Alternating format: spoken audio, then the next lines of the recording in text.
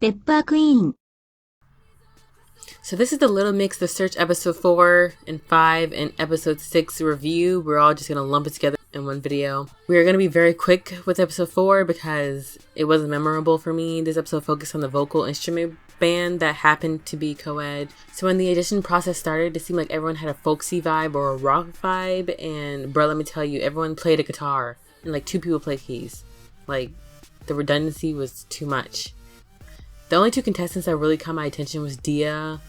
Actually, it wasn't 2 contestants. It was Dia, Morgan, Jack, Matthew, and a little bit of Patrick because of his looks. Be who you wanna be, always stand tall, not gonna let you fall. Anyway, let's skip to the final round where Patrick, Matthew, I don't know who the rest of the final lineup was because I don't care. Basically, the final lineup of the vocal instrument group is another boy band, and I hate how the 2 girls got eliminated from it, but at the same time, you know, they didn't really fit the mold. So on to episode 5. I have to be honest, for some reason, this episode was super slow for me. It's getting kind of tiresome forming all these groups.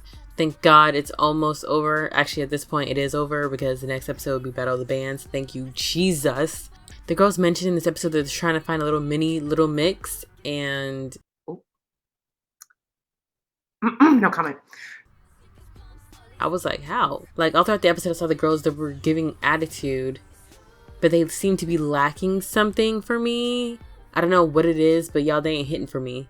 The girls that actually stood out to me during the whole audition was Megan and Lauren. They had some personality, and they had stage presence. Lauren especially has personality. She kind of reminds me of Jade.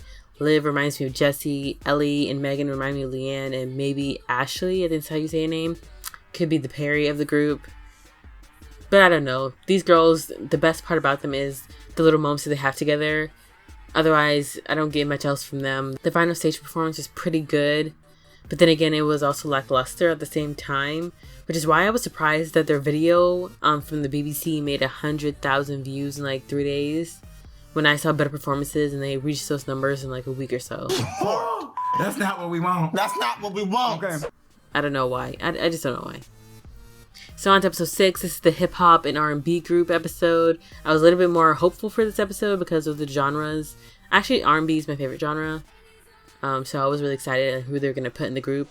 Let me just say I loved how this is the last episode of the audition process, and we're going to get into the Battle of the Bands.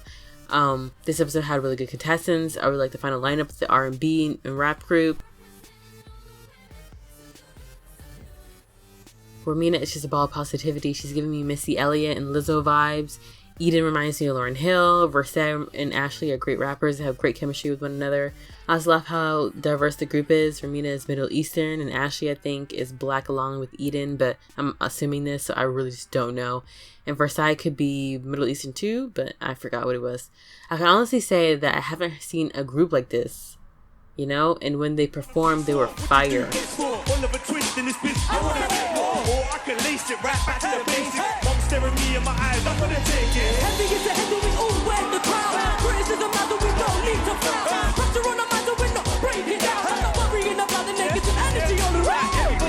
I would rank the final stage performance right after the vocal girl group performance, like the second best one I've seen.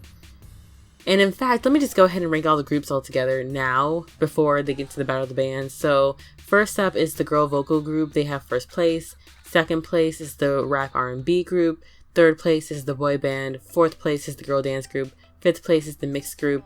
And last place is the instrument vocal group. Okay, this is just my opinion. Don't be up in arms about it. It's okay if you think different. In fact, I would love for you to comment down below.